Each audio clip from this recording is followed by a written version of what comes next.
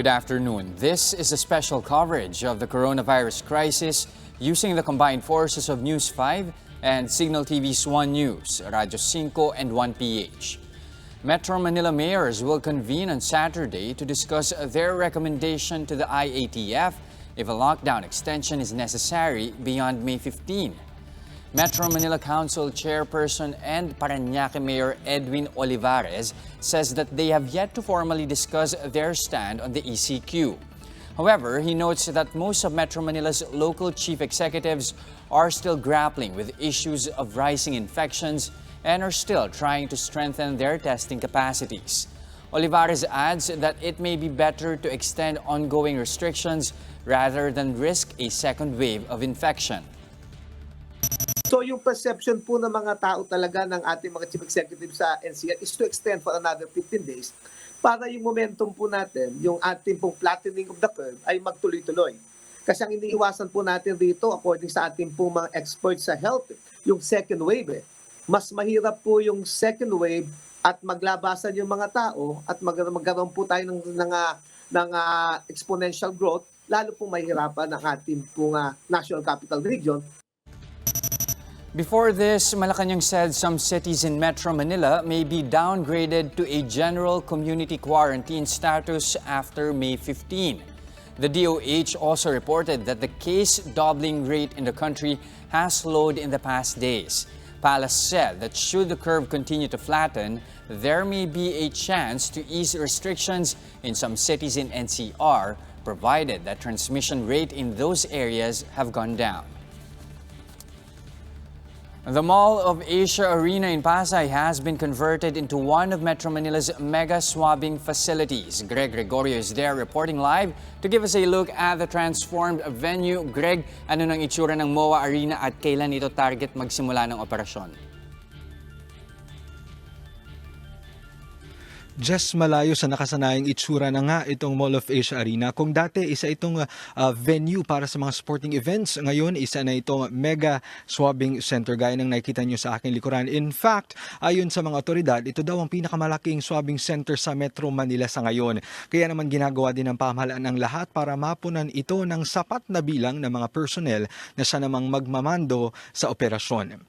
Just present sa naging inspeksyon kanina nitong MOA Arena, sina National Task Force Against COVID-19 Deputy Chief Implementer Secretary Vince Dizon, Health Secretary Francisco Duque III at Philippine Red Cross Chairman and CEO at Senator Richard Gordon. Mayroon itong 72 swab testing booth na mas marami kumpara sa 65 swab testing booths sa Palacio de Maynila at 54 swab testing booths sa Enderan Tent. Kaya naman daw magsagawa ng nasa 1,000 to 1,500 swab tests kada araw nitong MOA Arena swabbing facility. Higit 300 personnel mula sa PNP Medical Corps ang siyang mamamahala sa operasyon nito na inaasahang magsimula sa Lunes. Matapos ang 2 linggong duty ay sasailalim sa quarantine itong mga PNP personnel na ito, kaya mangangailangan sila ng karagdagang staff. Mayroon ng 400 swabbers na inilaan ng DOH para sa lahat ng mega swabbing centers, habang ang kinakailangan pang mga personnel na magsilbing barcoders at encoders ay pupunan daw ng nasa 800 personnel na mula sa iba't iba pang ahensya ng pamahalaan. Ayon naman sa Philippine Red Cross na siyang partner ng MOA na siyang partner ng NTF para sa swabbing center na ito, ay kahapon nakaabot na daw sila ng 3,000 daily testing capacity. Target naman ang 8,000 daily testing capacity sa kanilang laboratory sa Mandaluyong. Inaasahan daw itong madagdagan pa ng 4,000 daily testing capacity kapag naaprubahan ng isa pa nilang laboratorio sa may port area sa Manila.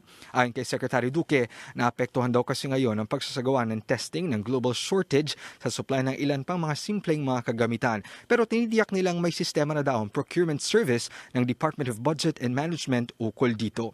Jess, binigyang diin din ni Secretary Duque kanina na kasabay nitong pagbuo ng ganitong mga swabbing centers o mega swabbing centers ay pinabibilis rin yung RITM accreditation para sa nasa 50 pang mga laboratorio. Katunayan, posible daw madagdagan pa yung kasalukuyan nilang 8 assessment teams ng RITM habang dumadami pa yung mga laboratoryong nagsusumite ng application para sa pagsasagawa ng COVID-19 testing. Jess? Thank you for that report. That was News 5's Greg Gregorio reporting to us live from the MOA Arena. It's not just the COVID-19 crisis that has been affecting the lives of farmers right now. They are also stressed about the drought that has been damaging their crops. Shaila Francisco with the report. Water supply in this river is getting depleted. Farmlands are drying up and crops ready for harvest are wilting. This is the situation in Barangay Lambak in San Miguel, Bulacan due to months-long droughts. Pag-asa says that Luzon has experienced lower than average rainfall for the past few months. Mas mababa sa average yung mga rainfall na natanggap, lalo na dito sa may Luzon. Itong northern at central Luzon, talagang mainit. Farmer Marilu Argana had to dispose majority of her chili plants due to the lack of water supply. She says it's even worse as they have no choice but to sell produce at 20 to 30 pesos lower because of a low demand caused by the COVID-19 crisis. Nalanta na po yun. Ngayon po, ginupit na yon para po magsupling siya. Pag nagsupling siya, kung aabutan po ng ulan, baka mahaharbis ang pali namin kung darating agad ang ulan. Kaya nga po yung mga halaman namin ganyan dahil sa wala kaming tubig. Other plants have been hit too. Banana plants failed to grow its fruits, while mung beans got either damaged or reduced in size. Kung mabilis na natutuyo ang bukid, kahit yung munggo, yung mga ibang alternative crop, kahit na kailangan nila konting tubig lang, tinatamaan din sila ng malaki effect sa production. Yung mga ibang mga magsasaka, halos 50% lang inaani doon sa normal na ani. Even future crops weren't spared.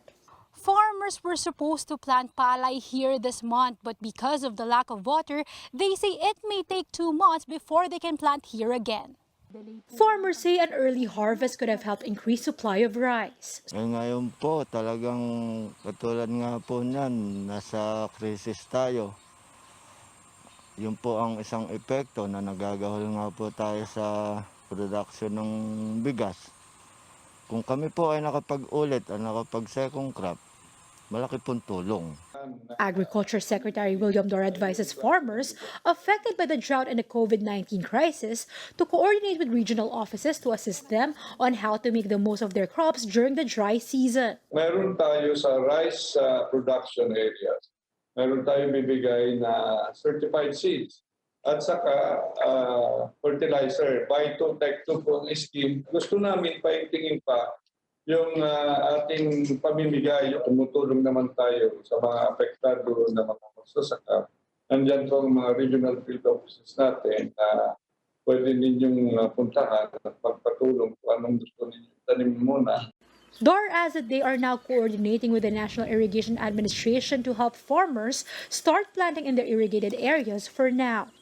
Shaila Francisco, VR1 News. We'll pause for a short break. Our special coverage on the COVID-19 pandemic will be right back. Stay with us.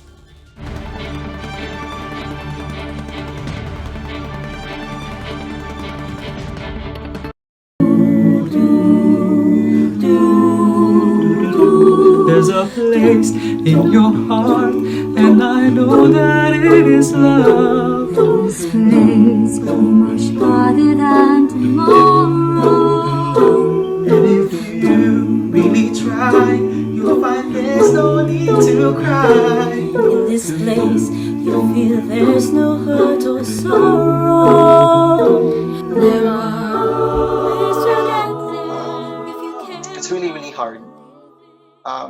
Considering na like 12-hour shifts kami, tapos 1 hour, 30 minutes lang yung break para lang huminga after nagsuot ka ng PPE, nakaganyan ka for 4 hours or more.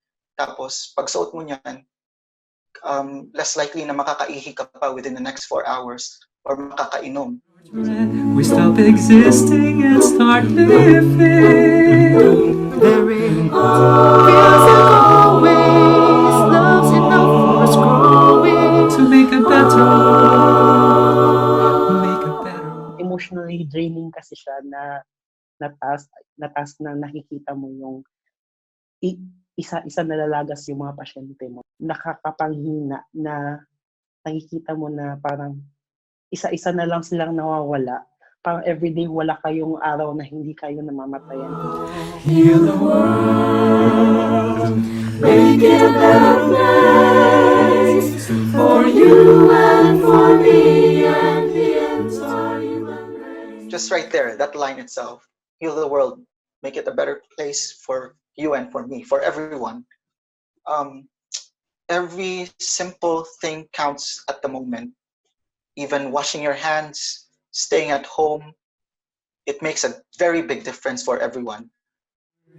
A world with no fear, together we cry happy tears. See the nations turn their swords into plowshares. Oh, we will get there if you care enough for the living to make a little space, make a better place. Heal the world, make it a better place for you and for me and the entire human race.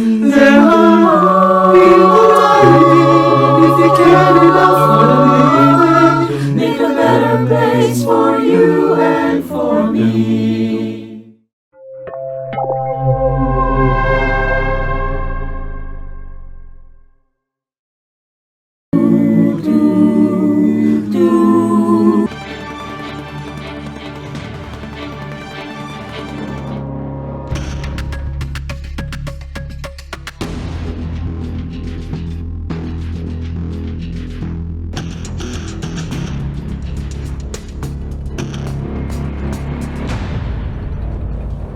Welcome back. You're still watching the special coverage of the coronavirus crisis using the combined forces of News 5 and Signal TV's 1 News, Radyo 5 and 1PH.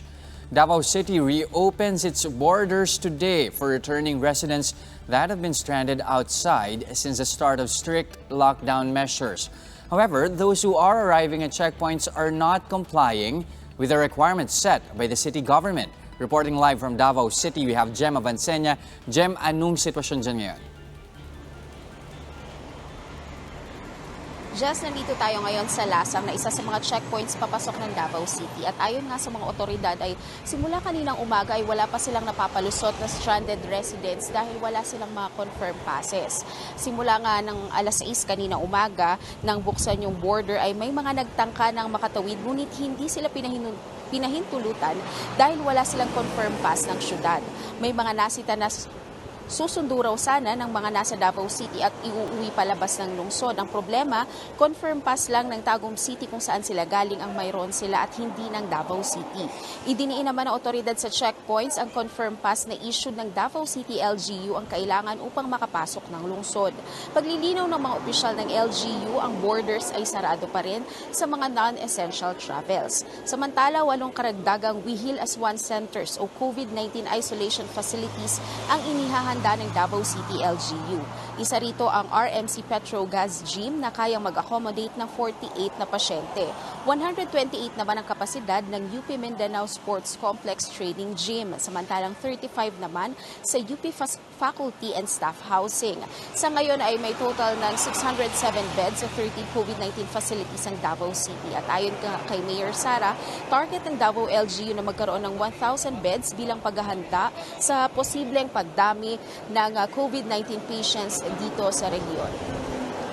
Jess, mamaya naman ay iikot pa tayo sa ibang checkpoints papasok dito ng Davao City upang alamin ang sitwasyon doon at kung meron bang nakalusot ng mga stranded residents mula sa ibang lugar. Jess? Maraming salamat. That was Jem Avancenia reporting live from Davao City. The World Health Organization warns that COVID-19 could kill up to 190,000 people in Africa in the first year of the disease if it is not contained. The WHO says the number of affected individuals in the continent could reach up to 44 million if no actions are done to prevent the spread of the virus. Most African countries have imposed curfews and restrictions on public gatherings and international travel. Despite this, WHO Africa head Matshidiso Moeti warns that COVID-19 might stay in Africa for years unless a proactive approach is taken by governments in the continent. Based on the latest Reuters tally, 47 African countries have more than 35,000 COVID-19 cases and around 1,200 deaths. Meralco customers may expect cheaper electric bills in the coming months as a power distributor cuts power rate this May. The overall rate for a typical household dropped by 0.25 pesos per kilowatt hour, lowering the rate to an 8.75 peso per kilowatt hour this May. This means that if a household consumes 200 kilowatt hours, they can expect their electric bill to be 50 pesos cheaper. Meralco spokesperson Josel Dariaga tells customers have the option to split their total bill from March to May into 4 bills. This is to ensure that customers affected by the enhanced community quarantine can still consume electricity without worrying too much on their bills. Hindi naman din kasi namin pipigilan kung gusto nilang bayaran in full, and they also have that option na utay-utayin ito. So lahat ng leeway ibibigay natin sa mga consumers. Local celebrities mourn the death of veteran Filipino director Peque Gallaga. Actors who have worked with him expressed their grief on Instagram after news about his death broke yesterday. Ann Curtis recalls a time when Direk Peque offered her the role of Princess Dahlia in the 1997 fantasy movie Magic Kingdom. She says it was the role that changed her life. Janice de Belen, meanwhile, says Direk Peque was not only a director but also her dearest friend.